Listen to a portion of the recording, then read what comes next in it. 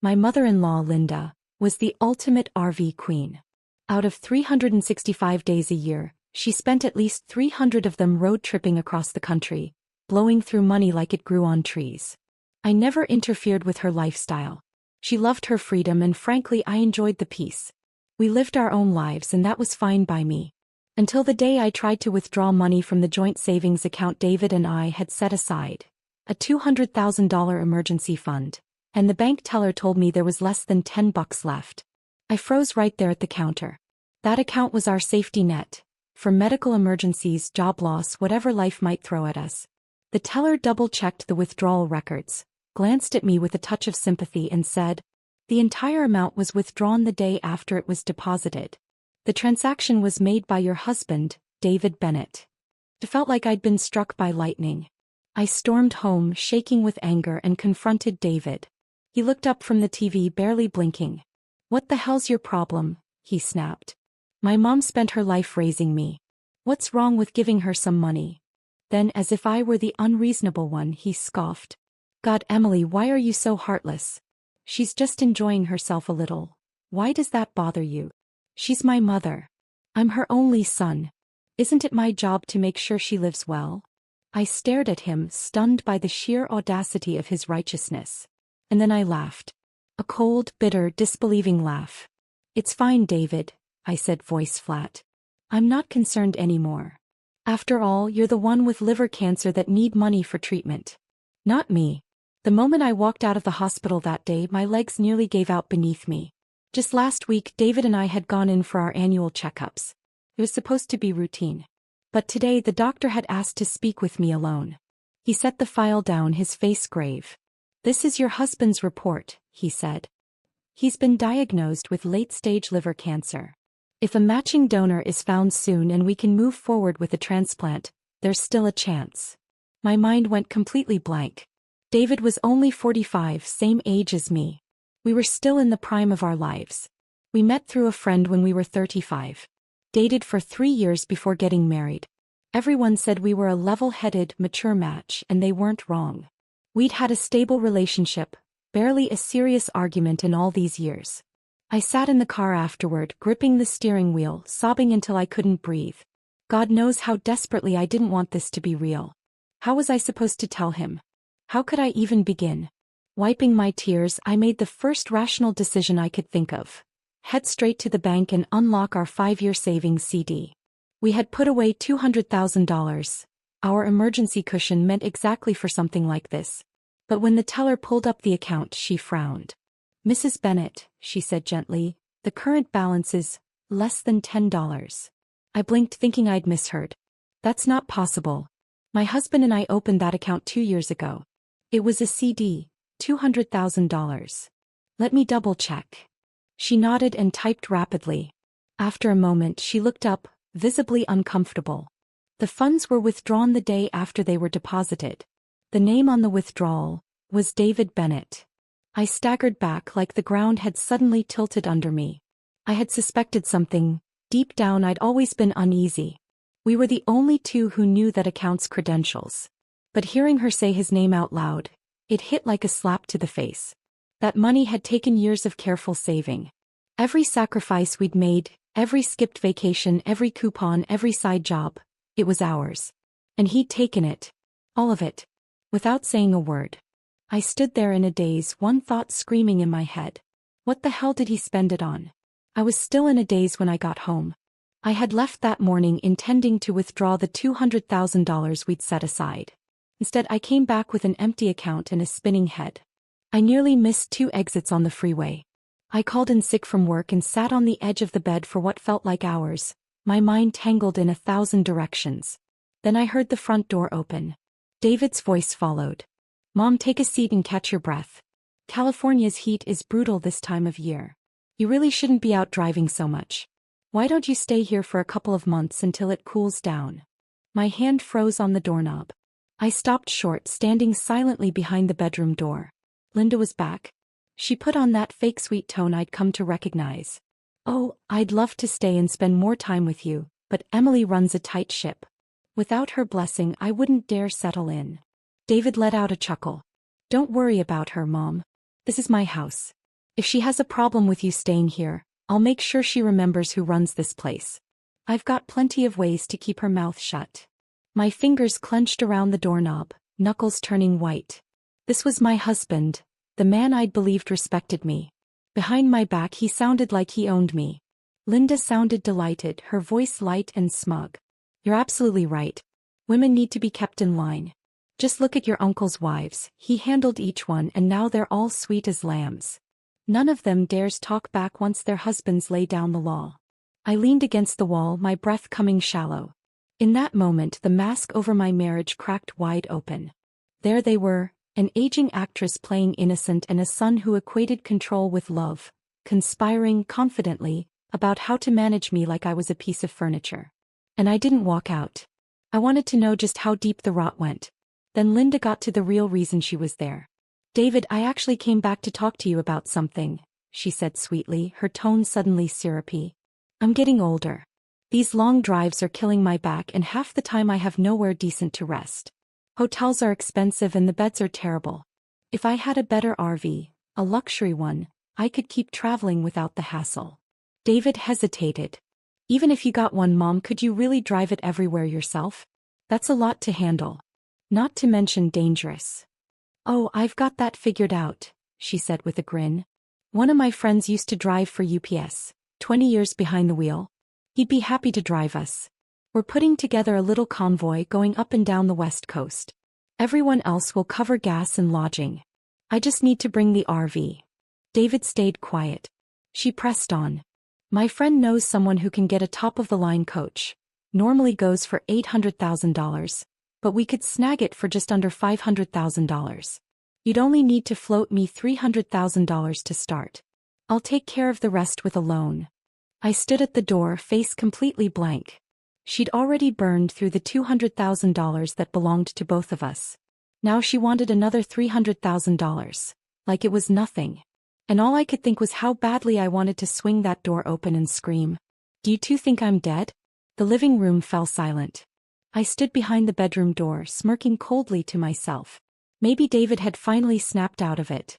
Maybe the moment she asked for $300,000 some part of his brain woke up. But then I heard it, Linda's voice trembling with a practiced sob. Oh, I see how it is. You got married and just decided you don't have a mother anymore? Your father died young, David. I raised you all by myself. I never remarried, because I didn't want anyone making your life harder. Do you remember when you got sick as a kid? I stayed up for nights scared to death. And now, you can't even help your own mother get a place to sleep on the road. David had always fallen for this act. The tears, the guilt trips, he was helpless against them. Okay, don't cry, Mom, he said quickly. You know I've never forgotten everything you did for me. But I've already given you $200,000 over the last few years. How is that all gone? I'm not kidding, I really don't have any more to give. My whole body went still. $200,000? That was our money. Our savings. The emergency fund we'd both agreed to build. For layoffs, for illness, for life's unpredictability. And he'd handed it all to her? Behind my back. I didn't even have time to fully register the betrayal before Linda poured more gasoline on the fire. You still have this house, don't you? Sell it and there's your money. That was it. I exploded. I flung the bedroom door open and stormed into the living room. The color drained from their faces like they'd been doused with ice water. David's mouth was open mid-word, the okay, hanging in his throat. I stared him down, my voice like a knife. Didn't you tell me your mom was paying for all her travel with her retirement money? He turned red, then pale, scrambling for something to say. What the hell is wrong with you? You were eavesdropping. I laughed, sharp, joyless. She walks in the door and I don't even know she's back. You two are out here scheming how to spend my money on her next joyride, and now I'm the one out of line. He opened his mouth but nothing came out. Kept going. Tell me, David. Who paid for all those trips these past few years? That $200,000, did you pull it out of our account? Without telling me. His expression shifted. He tried to soften his voice, took a step toward me, reaching out like he could calm me down. Emily, listen. My mom's been through a lot. She's had a hard life and she never got to enjoy herself. If we don't help her now, then who will? I shoved his hand away, my voice shaking. She wants to enjoy her life? Fine. But don't forget, that money was ours. We saved it together. That was for emergencies. For us. For whatever might happen. Job loss, accidents, medical bills. You gave it all away. What about us, David? Did you ever stop to think about that? He suddenly looked annoyed, like I was the problem. You always have to turn everything into a crisis. So what? Some money got spent. Big deal. People get sick, they deal with it. You act like every sniffle needs 100 grand. Sometimes there's no cure. People die. That's life. Why are you so dramatic? That's when I went cold. Completely, irreversibly cold. When we got married, Linda didn't pay a dime toward the wedding. Not 1 cent. David and I covered everything. And the moment the reception was over, she took the gift money from friends and family, smiled sweetly, and said she was going to finally fulfill her lifelong dream. That was the beginning of her golden retirement tour. She never showed up to help us when things got tight. Never offered support when we were struggling to make ends meet. Hell, she even made it clear, don't expect me to help if you two have kids. I respected that. I adjusted. I did it all myself. But now, suddenly, she's the selfless one? The victim? And I'm the cold-hearted woman refusing to support her more? I stayed quiet, jaw clenched. And then Linda launched into full-blown martyr mode. Stop fighting, she sniffled. This is all my fault. I should have died already. Then I wouldn't be a burden to either of you. I'll call my friends and tell them I'm not going. I'll get a job, cleaning houses, washing dishes, picking up cans on the street. I'll pay you back. I shouldn't even be alive. I'd had enough. Every nerve in me snapped. Then call them. Right now. Don't just sit here whining about it. I have never met a mother as selfish as you.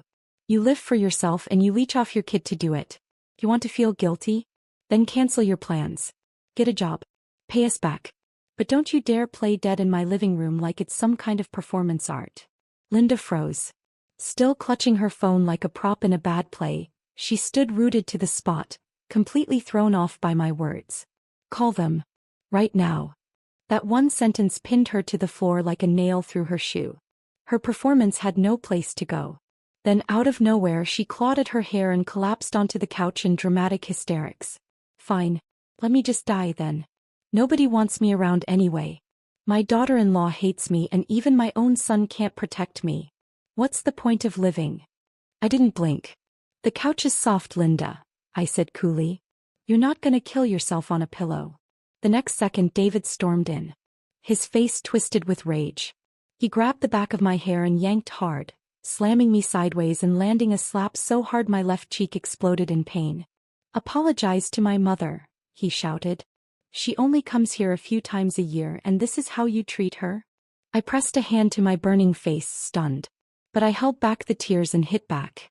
Yeah, she occasionally visits, because the rest of the time she's off blowing our savings on her little joyrides. David's voice climbed another octave. And what do you contribute, huh? Your salary next to mine?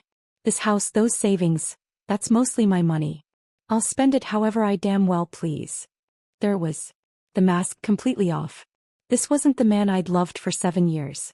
This was a controlling, violent, self-righteous narcissist. I stood tall. My voice was ice. We're getting a divorce. He stared at me like I'd just declared the end of the world. Over this? You're being dramatic, Emily. My mother scrimped and sacrificed her whole life, and now she wants a damn RV that makes her the villain? She's not a maid. She deserves to enjoy her life. And you, what kind of cold-hearted monster leaves her over a few bucks? Linda jumped back in, switching masks yet again. No, don't divorce over me. If Emily needs me to apologize, I will. I'll endure anything. Just don't split up. Her words were gasoline. David slammed the table. Fine. Divorce. Who the hell cares? I didn't respond. I turned around, walked into the bedroom and locked the door behind me. From outside I could still hear them. She's being ridiculous, Linda whined. You need to be more patient with her. David scoffed. Patient? She's trying to run this house like she owns it. You were right, Mom. Women like her need to be handled. Did you see her after that slap? Instantly quiet. She's just been brainwashed by all that feminist garbage. Thinks she's got rights now. I sat on the edge of the bed, breathing slowly. Not because I was scared, but because I knew one thing with absolute clarity. Walking out there and getting hit again would be stupid. Calling the police was the smart move. Domestic violence doesn't happen just once. It either hasn't started yet or it already has. I picked up my phone and dialed 911. When the officers knocked on the door, both of their faces went pale. David's voice cracked as he opened it. Is something wrong? I stepped out, pointed to him and spoke clearly. Officer, he hit me. I'm the one who called. David's face changed instantly. He tried to speak. You're insane. You called the cops. The officer cut him off with a stern look. Sir, drop your hand. Step back. Two other officers approached and restrained him. Linda, of course, started weeping, clinging to one of the female officers. Please, officer, it's all a misunderstanding. Married couples fight. That's just how it goes. Back in our day. The officer raised an eyebrow, voice firm and sharp. Ma'am, I don't know what your day was, but in the United States today, domestic violence is a crime. You hit someone, you answer to the law. At the station, David was still clueless. You guys can't be serious. So what if I hit her once? We're married. It happens. She deserved it. She disrespected my mother. What was I supposed to do? Let it slide. The officer turned to me. Would you like to press charges, ma'am? We can also issue a protective order right now. I didn't hesitate. Yes. I want to press charges. I'm not forgiving him. David's confidence cracked. Come on, you can't just arrest me like this. Don't we get to talk it out first? Then his voice changed, colder, darker. Emily, you really want to take it this far? You get me fired. You think your life's gonna be any better? I met his glare with a calm smile. You're a government employee. Once this goes on record, you're finished. But whether you lose your job or not has nothing to do with me. I'm financially independent. Linda suddenly stepped in, voice trembling. Emily, please. If you want an apology, I'll apologize. I'll get on my knees if that's what it takes. Just don't ruin my son's life. That was when I saw her for who she truly was. I gave a short, humorless laugh. What exactly have you been doing these last few years, Linda? Traveling? More like perfecting your acting. Her lips twitched. I was traveling. What else would I be doing? I raised an eyebrow. Then prove it. Get on your knees, say you're sorry, and wire me $100,000. Do that and I'll sign the settlement. She bit her lip and started crying again. Pathetic. David growled. What the hell do you want from us? I replied slowly, clearly. You want me to sign off? Fine. You apologize.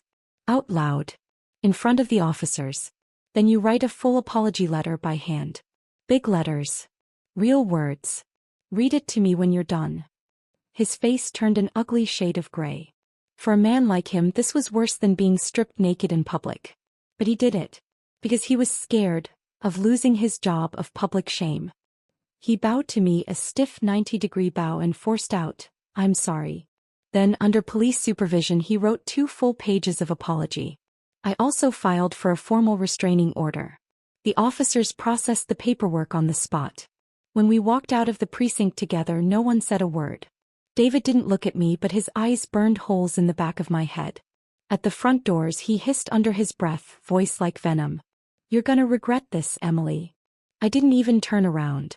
I opened my phone, pulled up my lawyer's contact, and by nightfall my divorce papers were already in the works.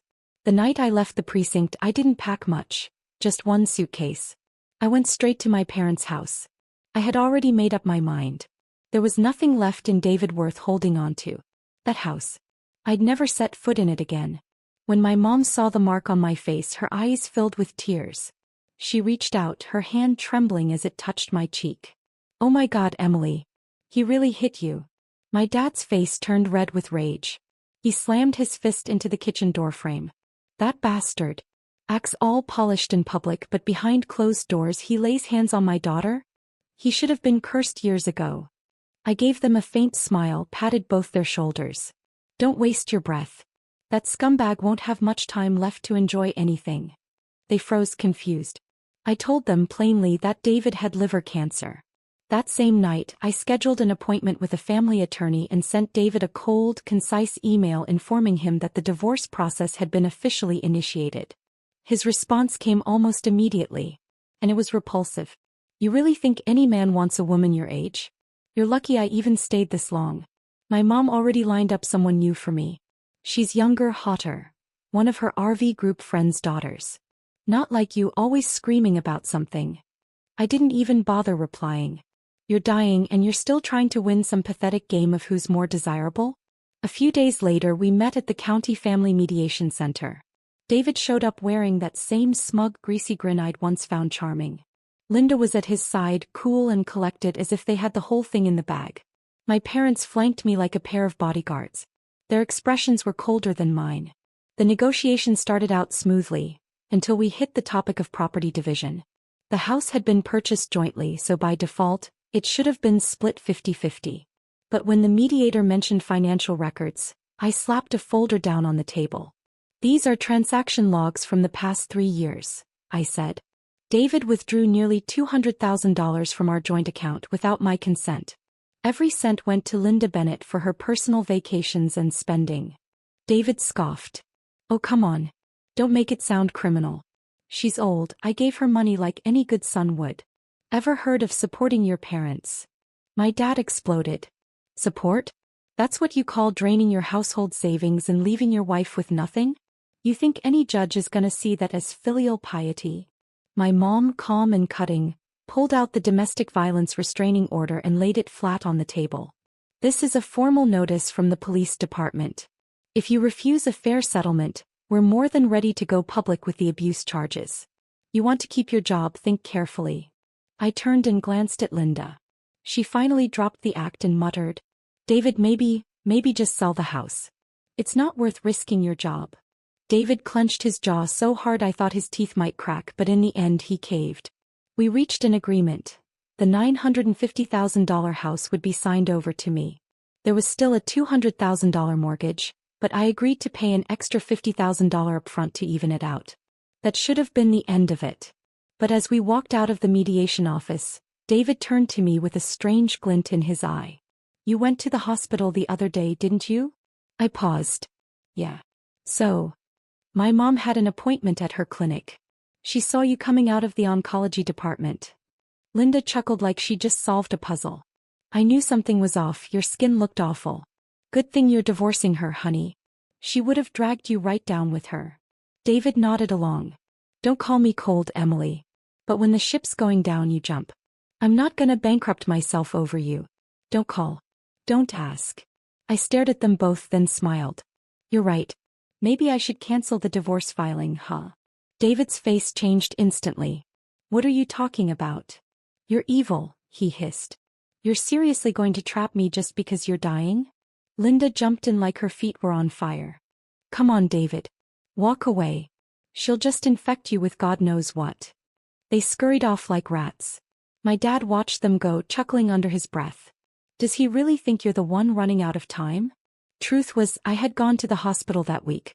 The doctor told me David's liver match had finally come through.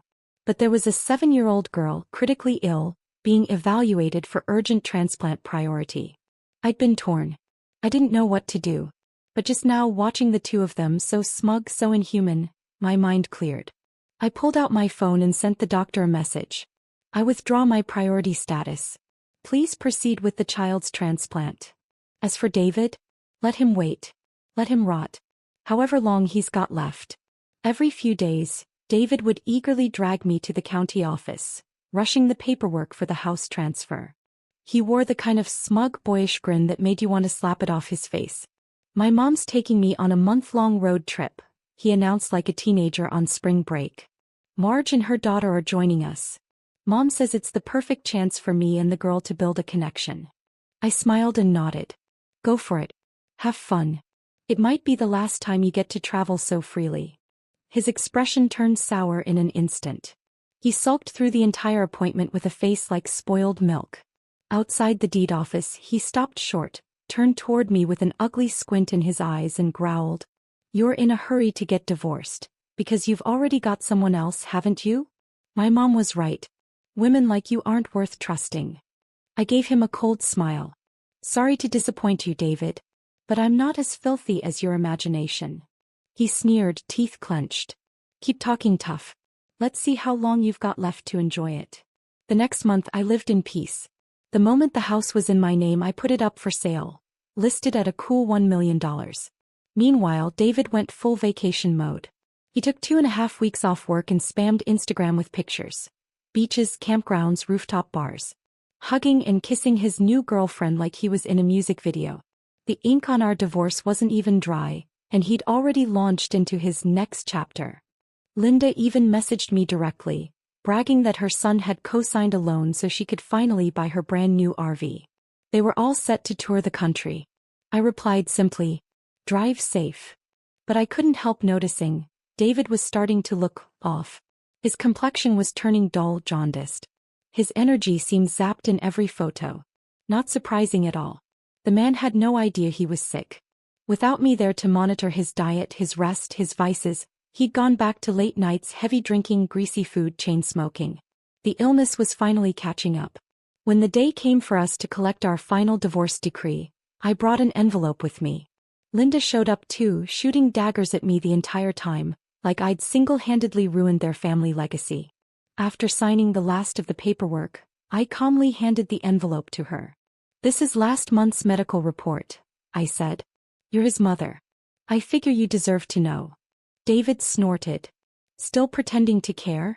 It's too late for that. Even if you got down on your knees right now, I wouldn't look at you again." I nodded. "Perfect." Then I turned to Linda, voice even and measured. "Let me know when the funeral is. I'll make a $200 donation." Her face twisted with fury. "What the hell are you talking about? I'm 66. I just had a full body checkup last week. The doctor said I'm in perfect health." With that, she tore the medical report to shreds right in front of me, then stomped on the pieces for good measure. I raised my eyebrows and spread my hands. "You misunderstood. I wasn't talking about you. I meant your precious son." David's face drained of color. He dropped to his knees and scrambled to collect the scraps. "You're insane," Linda shrieked. "She's making it up. Don't listen to this crazy woman." David barked at her. "Shut up. Why the hell did you rip it up? Put it back together, now." Linda gasped, stunned. "You yelled at me?" Her eyes bulged with disbelief. But David didn't flinch. "Stop the damn waterworks already. You're not a kid. You're exhausting." That was when I started laughing. There it was. He'd always known what a manipulative performer she was. He just didn't care until it cost him something. And now, with his back to the wall, he turned on her faster than he ever turned on me. Linda, who'd been so smug shredding the report, was now on the floor struggling to tape it back together, while David hovered over her, barking orders like a drill sergeant. The more she slowed down, the nastier he got. Watching them tear into each other was almost therapeutic. Not sure if it was stress or his body finally collapsing, but as David hunched over the shredded medical report, he suddenly clutched his stomach and crumpled to the ground, face ashen. I didn't stick around to find out. I slipped out quietly while chaos erupted behind me. From a distance, I could still hear Linda's shrieking echoing through the building. "David! Oh God, David, don't scare Mama like this. Someone call an ambulance. Bye, baby, you can't leave me, not now. Who's gonna take care of me when I'm old?" Me. I went home and treated myself to 2 heaping bowls of beef stew, with a generous side of creamy mashed potatoes. I was halfway through my meal when the doorbell rang. My dad answered it, and immediately his face darkened. "Get out. What the hell are you doing here?" I stood and walked over, only to find David and Linda standing on our porch with gift bags in their hands and fake smiles plastered across their faces. My dad moved to slam the door, but Linda shoved her way inside and David followed like a shadow. My mom rolled her eyes so hard I thought they'd get stuck. "What kind of soap opera is this?" David dropped to his knees in front of me like we were on some tacky reality show. "Emily, please, take me back. Let's start over." Linda chimed in, launching into her greatest hits collection of faux humility. "In-laws, my son was a total idiot and it's my fault for not raising him right. But couples fight, don't they? It's normal. He's really sorry this time. Can't you give him another chance?" But we weren't buying it. My dad scoffed. "That's your idea of parenting? Your son beats his wife, cheats her out of money, treats her like trash, and all you did was defend him. You want forgiveness? Show some damn sincerity." David saw an opening. He turned to Linda and shouted, "Come on, Mom. Hit me. Do whatever you want. Just help me make things right with Emily. Linda shut her eyes dramatically like she was summoning divine strength and, smack, she slapped David across the face. Then wham, she hit the other side for good measure. You're supposed to cherish your wife, not hurt her, she shouted. You think this is how a man behaves?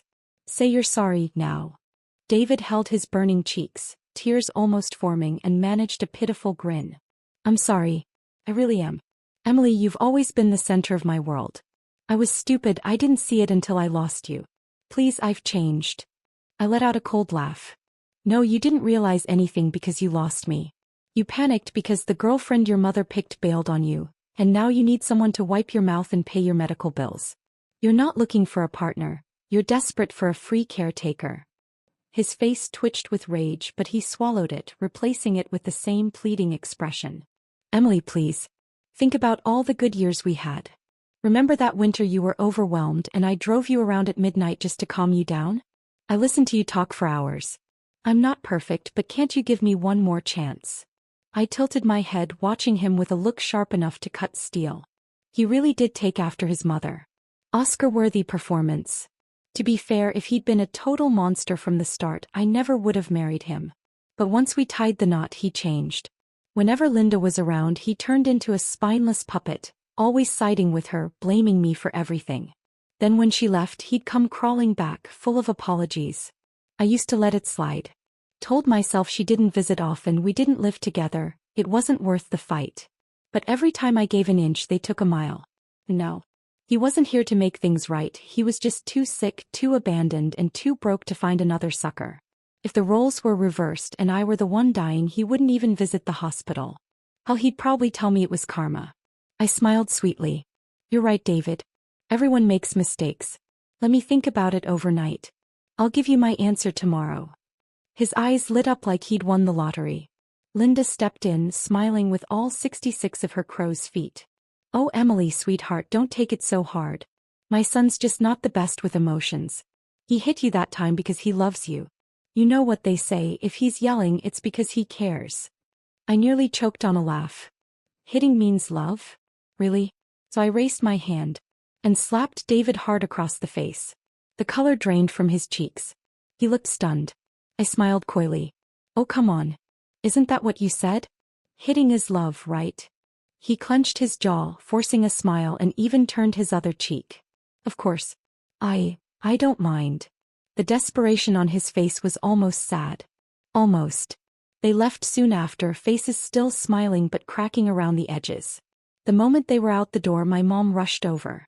Emily, tell me you're not actually thinking about going back to that human trash heap. My dad crossed his arms like a retired general. There's nothing to consider. We won't let you walk into that fire again. I smiled. Relax. I was lying to them. David's sick. And violent. If I'd told him off right then, he might have snapped. Better to play along, get him out the door and disappear.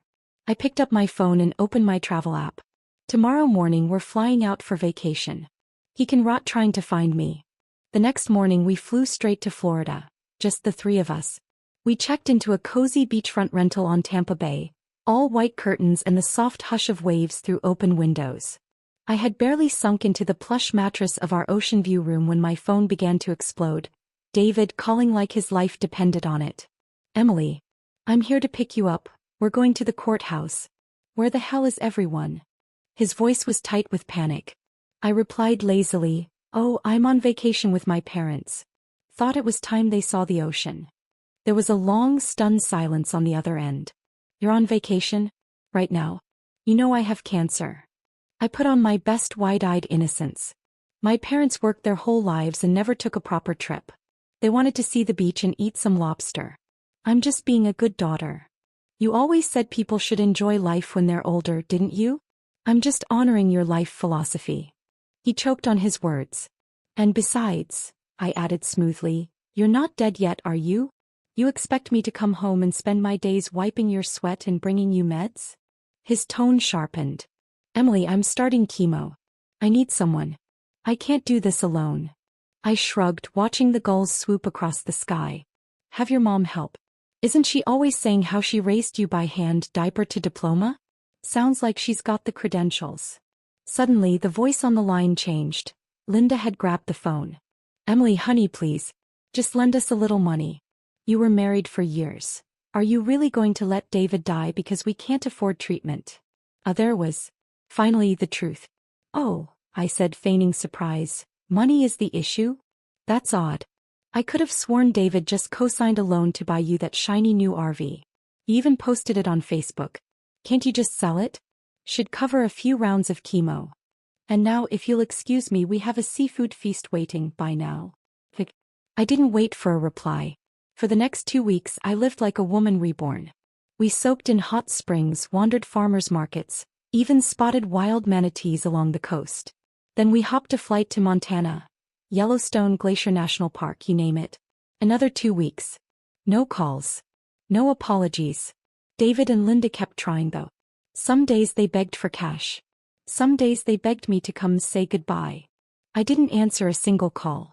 Until the day Linda finally texted. David's condition has worsened. Chemo failed.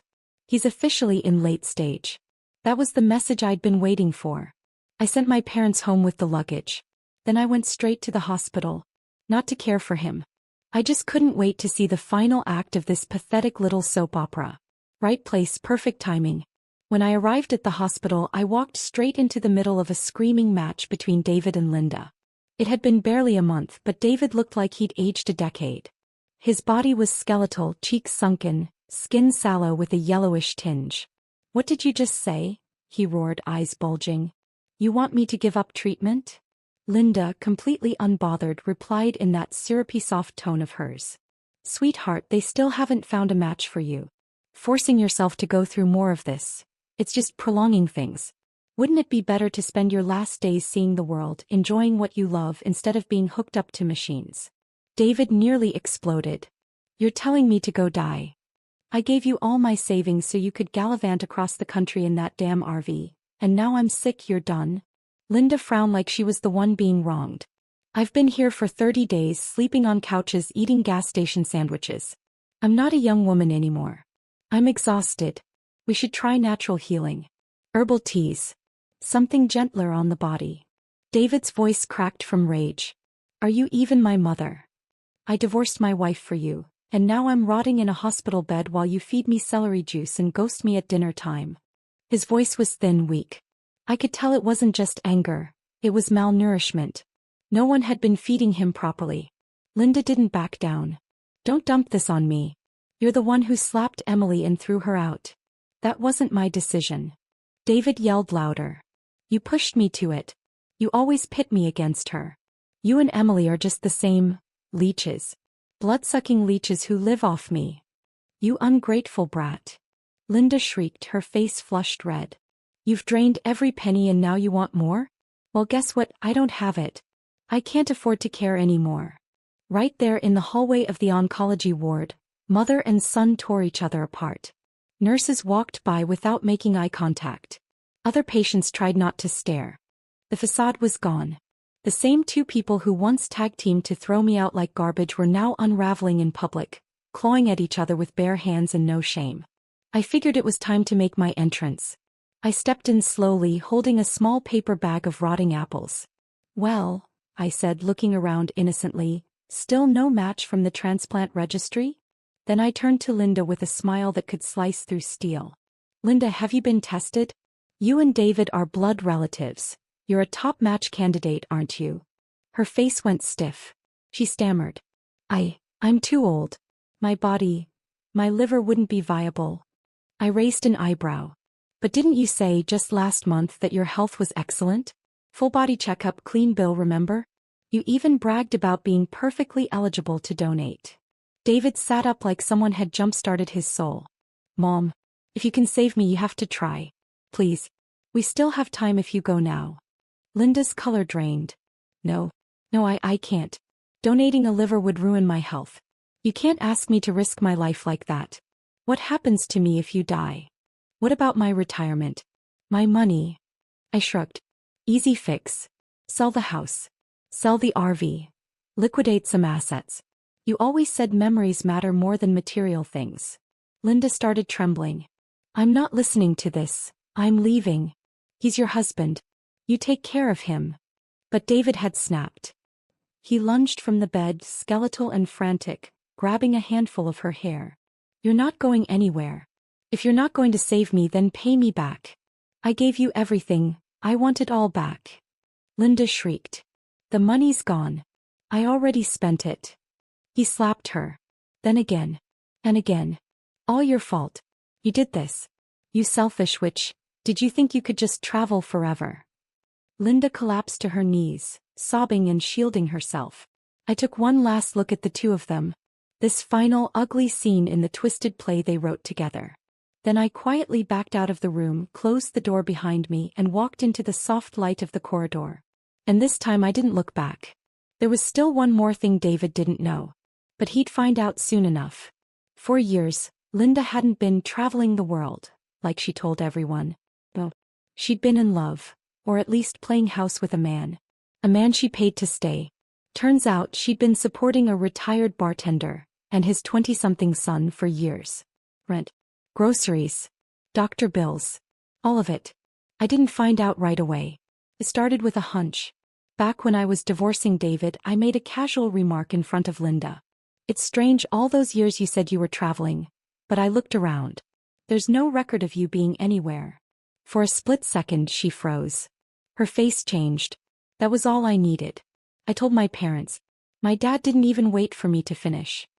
He slapped the table and said, "Let me handle it." He looked like a retired detective activating his final mission. And somehow he actually pulled it off. What he found was disgusting. David's money, every last cent he'd peeled away from our joint account, hadn't gone toward any soul-searching RV trips. It had gone to Linda's kept man. And his son. They lived off her like parasites, propped up by David's so-called filial piety. I should have felt bad for David. But honestly I couldn't even laugh. It was too bleak for comedy. So I'd planned to tell him. Not out of sympathy but strategy. I was going to wait for that perfect moment, when his body was weakest, his hope flickering out, and then hand him the truth. But life beat me to it. One day I got a call from an unknown number. The voice was trembling on the line. Are you Mrs. Bennett? We need someone to identify a body. It took a full minute for me to understand. David was dead. Here's what happened. That night at the hospital after he slapped Linda, security and doctors rushed in. Linda slipped away in the chaos. David was discharged, he couldn't pay the bills. But he wasn't done. Still obsessed with the idea of her liver saving his life, he laid a trap. He called her, lied to her, begged her to come see him. When she showed up, he followed her. Waited. Later that night, at a gas station off the freeway in a dim back alley, he ambushed her. Screaming, sobbing, accusing. You owe me. You have to save me. He pinned her to the ground, pulled out the folding knife he'd kept in his bag and stabbed her. Not once. 3-4 times. In his sick mind, if he could injure her enough, maybe the hospital would step in. Maybe there'd be a way to harvest what he wanted. But fate had a different ending. The bartender's son had come to pick up his dad and saw the attack. He rushed in, tackled David, and the two of them fought viciously. It ended with the young man straddling David, punching him over and over, until his hands were covered in blood and David stopped moving. Linda survived. Barely. She lives now with a colostomy bag and permanent internal damage. Her boyfriend and his son? Both in prison, charged with involuntary manslaughter and aggravated assault. You'd think all this would break her. Make her reflect. But the first thing she did when she regained consciousness? Cry. Wailing. Not for David. But for that man. Poor Eddie. My boyfriend was such a good man. He wouldn't be in jail if it weren't for you. You were gonna die anyway. Why'd you have to ruin everyone else's life too? I stood outside her hospital room listening. And I laughed. Because this was Linda. The same woman who never gave anyone mercy. Who cried for a man she bought, while her own son rotted alone. Selfish. Through and through. He lost everything. And still couldn't figure out how or why. As for me, I walked down that hallway into a breeze of silence. And I didn't look back. No one could pull me back in now. Not ever again.